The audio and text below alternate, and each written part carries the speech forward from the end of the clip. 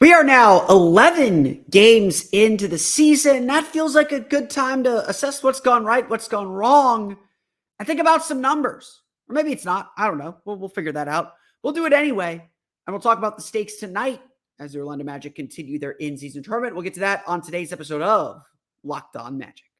You are Locked On Magic, your daily Orlando Magic podcast.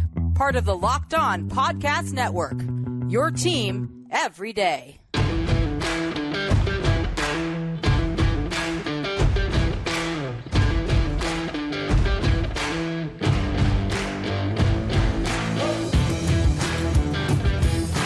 And you are indeed Locked On Magic. Today is November 17th, 2023. My name is Philip Rossman-Reich. I'm the expert insight editor over at OrlandoMagicDaily.com. You can follow me on Twitter at PhilipRR_OMD. On today's episode of Locked On Magic, we're going to run through the numbers, talk a little bit about where the Magic stand after now 11 games as the Orlando Magic define their identity and define also where they need to improve. Some obvious stuff, some not so obvious stuff, and we will talk about the Magic's second half problems and how to solve them. We'll get to that coming up here in just a moment. But first, we want to thank you again for making Locked On Magic part of your day every day, no matter when you listen to us, whether it's first thing in the morning, whether it's right when you upload. We truly appreciate you making Locked On Magic part of your day every day. Remember, this great Locked On podcast covering every single team in the NBA. Just search for Locked On and the team you're looking for, the Locked On Podcast Network. It's your team every day. Today's episode of Locked On Magic is brought to you by Gametime. Download the Gametime app, create an account, and use code LOCKEDONNBA for $20 off your first purchase. Don't forget, too, the Orlando Magic are back in action tonight in the in-season tournament, taking on the Chicago Bulls at 8 p.m. Eastern Time. Catch every game of the hometown Orlando Magic broadcast with SiriusXM on the SXM app. Search Magic. I'm going to caution a lot of things we're going to talk about today because we are going to talk numbers. We're going to get down to brass tacks, and we're going to discuss and think about where the Magic sit with their numbers and what that tells us about who this team is. But it deserves a little bit of warning, a little bit of caution. There's a lot of numbers that are now trending in the wrong direction that were looking pretty good. Coach Jamal Mosley said before the game against the Lakers, and it's something I've been thinking about and sticking to, although obviously not because I'm talking about them, but he said he doesn't really look at numbers until game 20 when things really start to get sticky. So about the quarter mark of the season. Right now, things are just kind of all over the place. You're looking for consistency. What is this team consistently good at right now? And that's one of the reasons why I think it's okay to look at the numbers. And I want to look at the numbers within that context. What's looked good, consistently good, and what's the squeaky wheel that's beginning to wear out and maybe needs some addressing and needs some looking at.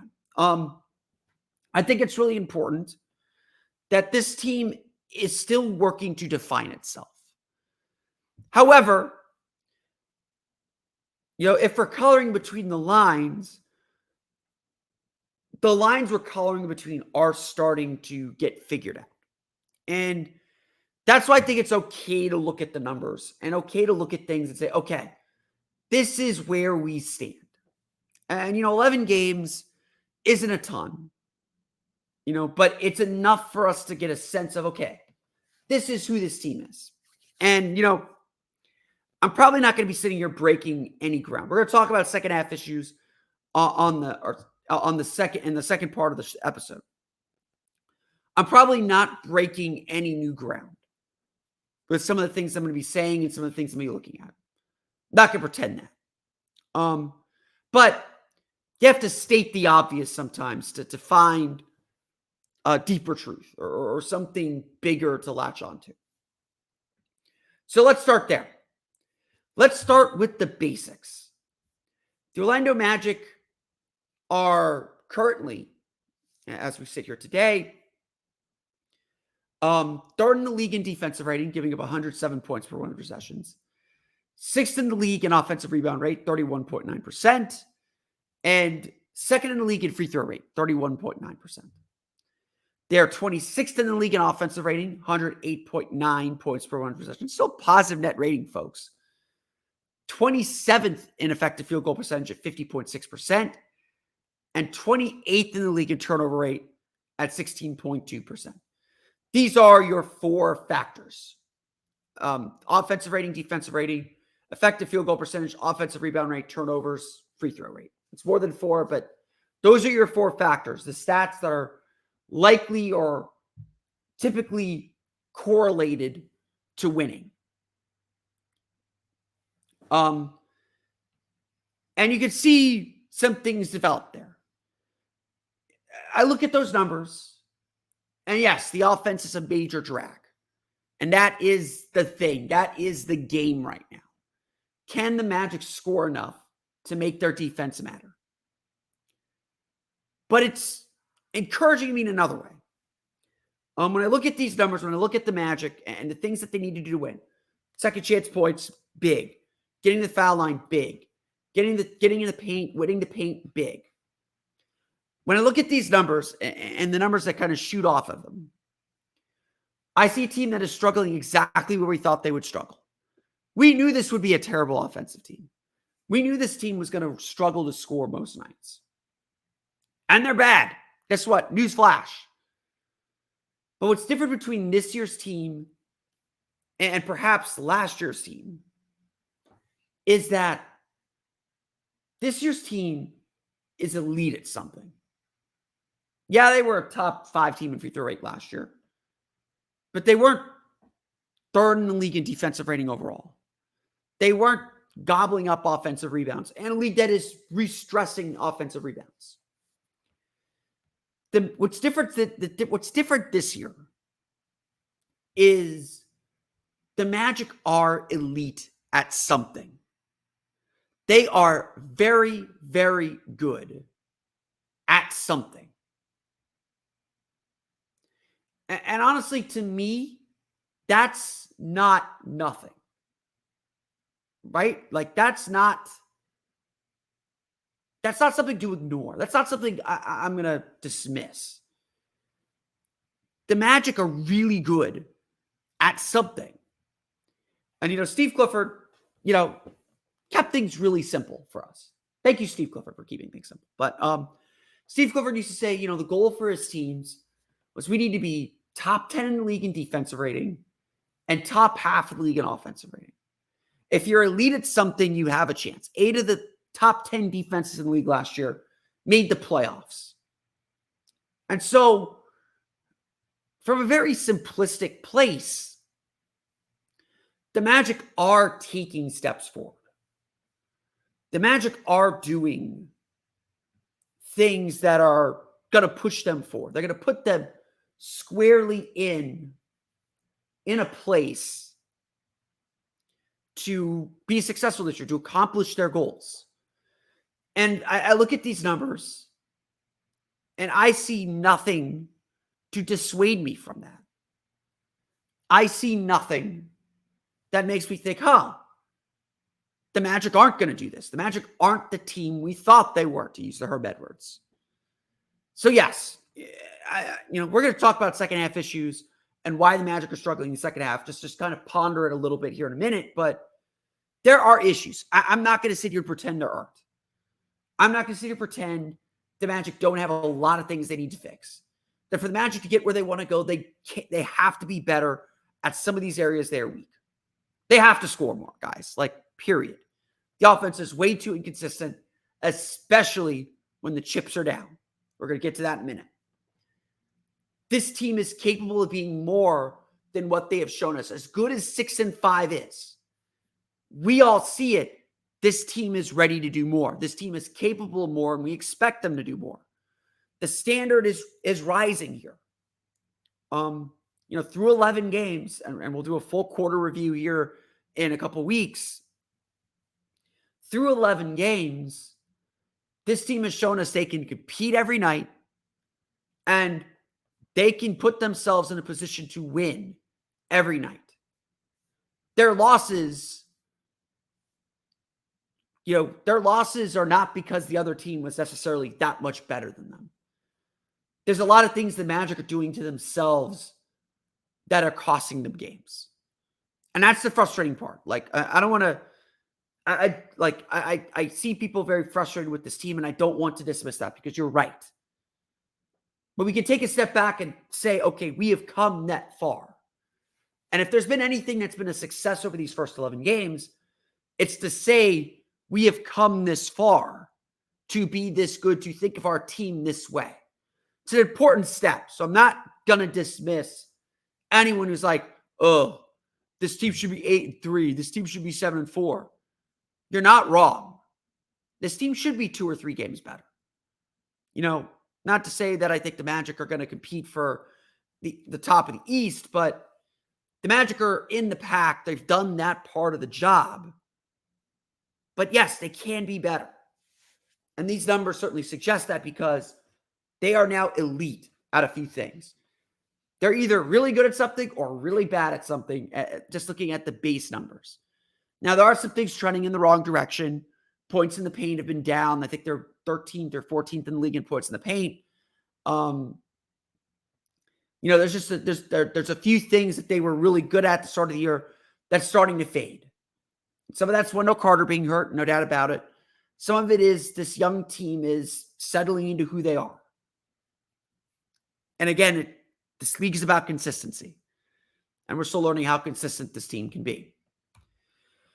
One thing that has consistently happened is a bad second half. We're going to talk about why that might be the case and a lot more coming up here in just a moment. But first, it's time for a quick word for our friends over at Betterhelp. This episode is sponsored by Betterhelp. Get the mental health help you need with Betterhelp. Look, the end of the year is a time to bring people together. It's a time to be with family, time to be with loved ones, but that's not always easy for some. The end of a year, beginning of a new year, it's a time to reflect. And there's a lot of stress associated with the end of the year. Regardless of how you celebrate, regardless of who you're celebrating it with, there's a lot of stress involved. So if the holidays can be tough for you, find someone that can help you sort through those feelings, the anxiety, whatever. That's what BetterHelp gives you. Therapy can be a bright spot amid all of the stress and change, something to look forward to make you feel grounded and to give you the tools to manage everything going on. I've been going to therapy for years. It's going to help me find a place to let my emotions out, to get all my feelings on the table, to find someone neutral, who's not neutral, but on my side, to listen and to try and give you a new perspective on things. If you're thinking of starting therapy, give BetterHelp a try. It's entirely online, designed to be convenient, flexible, and suited to your schedule. Just fill out a brief questionnaire to get matched with a licensed therapist and switch therapists at any time for no additional charge. Find your bright spot this season with BetterHelp. Visit BetterHelp.com/LockedOnNBA today to get 10% off your first month. That's BetterHelp, HELP.com/LockedOnNBA. Today's episode of Locked On Magic also brought to you by our friends over at Gametime. Let me pull that up there. There it is. Look, Orlando Magic will be back home after Sunday's game. They're back home Tuesday for the first in-season tournament game at the Amway Center. The Denver Nuggets are coming to town. The Boston Celtics after that. Magic get a nice little homestand here. It's been, they had the 4-game homestand last week. Get another 4 or 5 games at home. Magic need it. They've been on the road a lot lately. To be home for the holidays is always, always awesome. But when the Magic are home for the holidays, that means your family wants to go to the game. That means you need tickets to see the Magic. So if you've ever been frustrated trying to find the best tickets for Orlando Magic games or whatever's going on in town, Gametime is the place to go. I've used Gametime to get tickets before. They helped handle everything, giving me a great price for the games, letting me see my seats before I get to the building. And yeah, when I had problems, they solved them quickly. Gametime is the only ticketing app that gives you complete peace of mind with your purchase. You get to see your seats before you purchase your tickets. All in prices show you your total upfront, so you're getting a great deal without hidden fees. It's really Buy tickets in seconds with 2 taps. Take the guesswork out of buying tickets with Gametime. Download the Gametime app, create an account, and use code LOCKEDONNBA for $20 off your first purchase. Again, terms apply. Create an account and redeem code LOCKEDONNBA, LOCKEDON for $20 off. Download Gametime today. Last minute tickets, lowest price guaranteed. Before we get to the second half of this show, be sure to check out Locked On Today's new 24/7 streaming channel on YouTube. Locked On Sports Today is here for your 24/7 covering the top sports stories on the day with the local experts of Locked On plus our national shows covering every league. Go to Locked On Sports Today on YouTube and subscribe to the first ever national sports 24/7 streaming channel today. So all that stuff is great. All those numbers are great. That's the full, breadth of the Magic. And like I said, I don't want to dismiss disappointment with the team so far. The frustrations people are feeling about the team are very, very real. And yeah, I do think the Magic have left 1 or 2 games on the table. They have been competitive in every game, which is all you can ask for. They've had a lead in the second half of every single game they played this year. And I think a lead in the fourth quarter in every game but 2, maybe 3 now. That, to me, that's a sign of a team that's very, very competitive, that's in the mix, that's doing good things. I am not here to dismiss that. I'm not here to say that that's bad, that bad or anything, but it also tells us there's a lot left on the table. And the bottom line is this. The Magic are struggling to finish games right now. The numbers completely back this up, and they're pretty telling. So let's just separate these numbers for a minute. The Orlando Magic at the moment have the best net rating in the first half of games. For the first half of games, the Orlando Magic are just absolutely destroying teams. They're a plus 16.9 points per 100 possessions in the first half of games. Like, that's incredible, right? They have a really, really strong, a really, really good.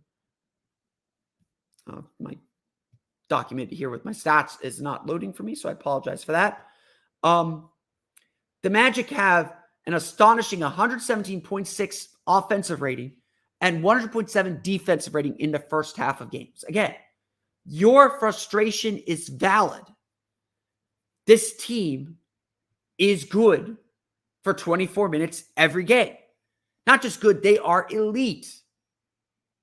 And again, this just shows us that, yes, the Magic can play at a very high level. Granted, we have not seen them against the elite of the elite. They beat the Milwaukee Bucks. And again, that game, probably one of their better second halves of the season. But they proved they could, they haven't played Denver, who they will play next week. They haven't played Philadelphia. They'll see them for a while. They haven't played Boston, who they will see next week. Orlando has a lot to prove. I'm not going to sit here and say that they don't. But here's the thing. As good as Orlando is in the first half, they are just as bad in the second. Orlando is 29th in the league with a minus 14.4 net rating, a 99.4 offensive rating, a 113.9 defensive rating in the second half of games. They're 28th in the fourth quarter with a minus 12.4 net rating, 98.4 offensive rating, 110.9 defensive rating. While the defense is certainly worse than their overall average, they're 108, 107, I want to point out that both of those defensive ratings are really competitive. Like, you should be able to win games with a 110 defensive rating in the fourth quarter. Third quarters have been bad, really, really bad. Magic struggle coming out of the locker room, especially defensively. But at the end of the day, this isn't rocket science. The Magic struggle to score in the second half. Just plain and simple, they struggle to score in the second half.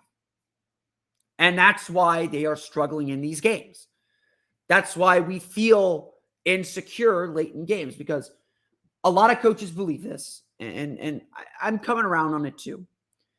End of game situations are all about offense, all about your ability to execute, all about your ability to score. You could try to get stops all you want, and you need to get stops. You make it hard for the other team, but the end of game situations come down to shot making.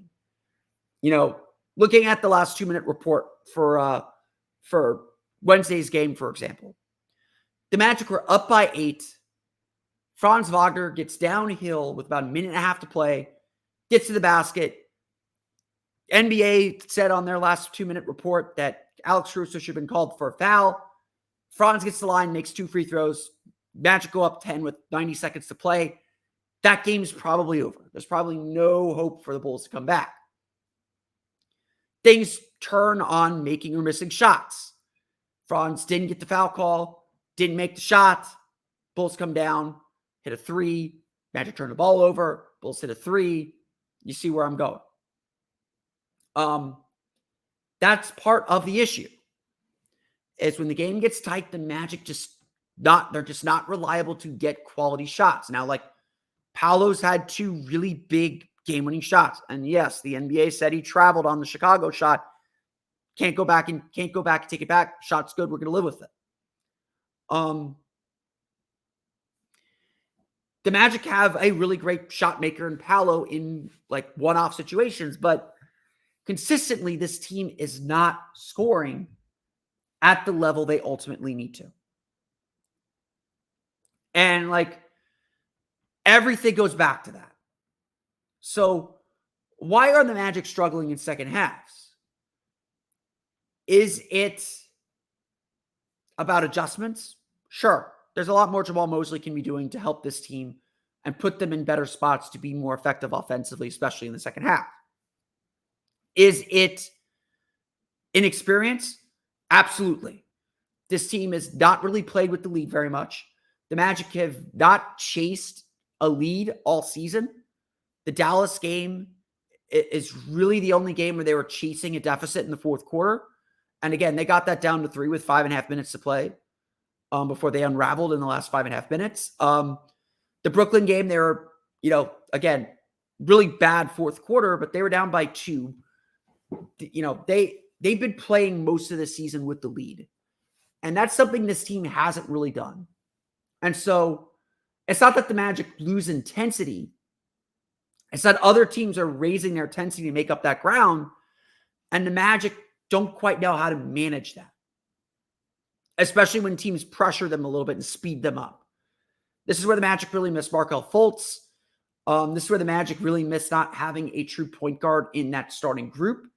I'm a big believer that the Magic should probably give like Anthony Black's fourth quarter minutes to Joe Ingles and let him kind of run the show and calm the team down a little bit. Give them another shooter, especially. I don't think he should ever close with Anthony Black and Jalen Suggs together. That's disaster waiting to happen. Again, not that either player is particularly bad. They give you a lot of value on the defensive end, but you got to be able to score. You got to keep the pressure on offensively, and that's where the Magic are really struggling. Again, it's personnel a little bit too. The Magic don't have enough shooting. They frankly don't have a point guard right now. Like Cole Anthony is the only point guard on the roster. Anthony Black isn't a point guard yet. That might be the position he ends up playing, but he's not running the show. And so as the games get tighter, as the team gets closer to the end, I just don't think this team is well organized. And so they got to find someone to organize them. That's a big, big thing right now. So the struggles in the second half are a bunch of things. Some of it is expected, honestly. Like some of it is this team is still really, really young. And this season's about learning how to win. And there's going to be a lot of growing pains in the process. I am not surprised they're 6-5. I would have taken 6-5 after 11 games with the schedule the Magic had. Experiencing it certainly feels like the Magic should be better. And again, I'm not dismissing that notion, but we knew there would be growing pains. We knew it would take this team a while to get their feet under them. And we are experiencing and seeing those growing pains in real time.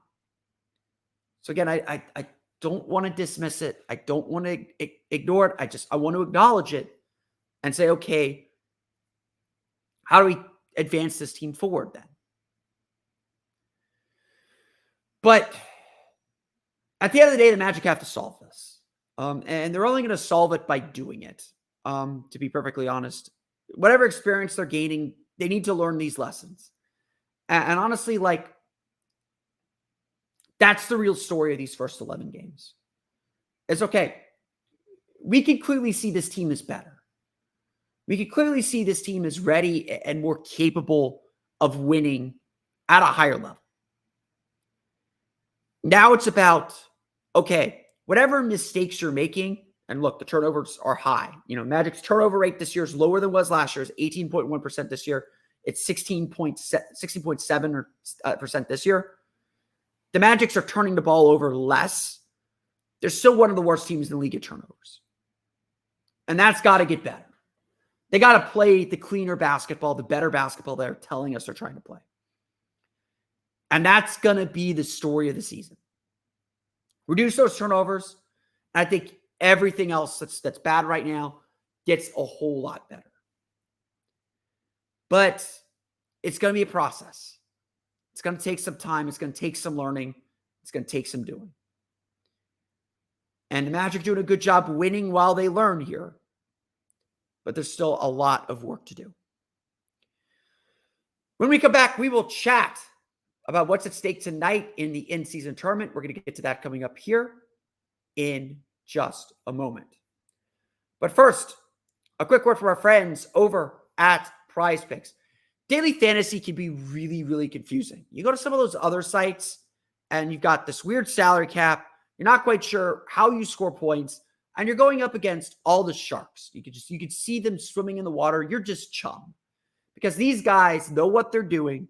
They're going to win all those pools, and you're just going to be happy to get your money back. Don't just be happy to get your money back. Win 25 times your money on any entry. That's what you can do with PrizePicks when you enter a PrizePick group of 6 or more and get them all right. The best news is, though, on a group of 6, all you have to do is get 4 right to get, I think it's 1.5 or 2 or double your money. It's that much fun. PrizePicks is the most fun I have had playing daily fantasy. All you have to do is put together an entry group of 2 to 4 players or 2 to 6 players. And all you got to do is pick more or less than their projected numbers. So if you think Steph Curry is going to score more than 29 points and Nikola Jokic will get more than 10 rebounds, that's all you have to do. If you think they're going to get less, that's all you have to do. Pick more or less. It's that simple. PrizePicks even offers a reboot policy so that your entries stay in play even if one of your players gets injured. For football and basketball games, and you can combine sports too, which is awesome as well. If you have a player who exits the game in the first half and does not return in the second, that player is rebooted. PrizePicks is the only daily fantasy sports platform with an injury insurance policy like this. So go to prizepicks.com/LockedOnNBA and use code LockedOnNBA for a first deposit match of up to $100. The Orlando Magic are back in Chicago tonight to take on the Chicago Bulls in their second in-season tournament game. The Bulls will have DeMar DeRozan back after he missed Wednesday's game for personal reasons. The Magic obviously will be looking to build off of their 2-point win and 96-94 victory over the Bulls. The Bulls will be looking for a bit of revenge. And yes, wear your sunglasses. That red court is coming. Cole Anthony's not a fan. We are going to see what it looks like. Hope the players will see what it looks like in person. We're going to have to suffer through it on TV. We made a big deal out of the in-season tournament. I want to make a big deal out of this. I want it to be important. I just, from a fan perspective, I want next Friday's game against the Boston Celtics to matter. The atmosphere at the Amway Center next Friday afternoon for Magic Celtics at 2:30 p.m. Eastern Time, that's going to feel like a playoff game. I want it to feel like a playoff game. I think the Magic as a young team need it to feel like a playoff game. And frankly, there's been a lot of energy at the Amway Center. They've sold out all 4 of their first 4 games at the Amway Center. There's a lot of really positive energy at the Amway Center. I want a playoff atmosphere in there. I want to see what the Magic have in store for the in-season tournament. I'm hoping that they give everyone t-shirts. I'm hoping that we get a quasi blue and white Ignite evening, even if it's in that darker shade of blue that I don't really love. But, I want to build a playoff atmosphere. I want the team to experience what a big game, what a playoff level game can feel like at the Amway Center. But the Magic got to get there first. And look, they have dug themselves a very deep hole here. losing 124 to 104 to the Brooklyn Nets was the absolute worst result. If the Magic would have lost a close game, and I think we said this when the in-season tournament schedule came out, the goal should be split your road games, win your home games. So that goal is still in front of them. I don't want to sit here and say that the Magic are completely out of this tournament. Their goal is still in front of them. Beat Chicago on Friday. You're coming home 1-1 in the in-season tournament, at least. And you get 2 games at home, essentially to advance. However, being minus 20 in the point differential, which is the first tiebreaker after head-to-head, being minus 20 means you absolutely have to win the next 3 games, and you got to win one of them pretty big. Chicago also lost to Brooklyn. They're in the same boat. They're 0-1, except now they've lost a home game. This is an elimination game. You're not advancing in this tournament at 2-2. For both Chicago and Orlando, this is an elimination game, essentially. It's not completely. There's still a chance, obviously, but for both teams, this is literally for survival. Now, will either team play like that? That's the great mystery of the in-season tournament. I think at this point, only Memphis has been eliminated from advancing, but going 0-2, you're not recovering from that. Again, I don't think 2-2 is going to get you to advance. I think you got to be 3-1 to advance out of this group. And again, if Orlando's 3-1 and that one win is over Boston, that probably puts them in a really good spot. So the Magic are not out by any means, but they're going to need some help. They're going to need Brooklyn to lose another game somewhere because they lost that tiebreaker. The Magic have to win the next 3 in-season tournament games. The margin for error is much smaller now. And especially with that minus 20 against Brooklyn, Orlando was ground to make up. They've got a big uphill climb, but you got to take it one game at a time. And again, the Magic beat Chicago on the second night of a back-to-back, which they don't really do. I do think Orlando is going to be better prepared and better ready for this game than they were Wednesday night. I do think the Magic are going to win this game. Chicago is going to get DeRozan back. That's going to give them another potent offensive weapon, but this team's really good defensively. Chicago is still not a great offensive team, even with that.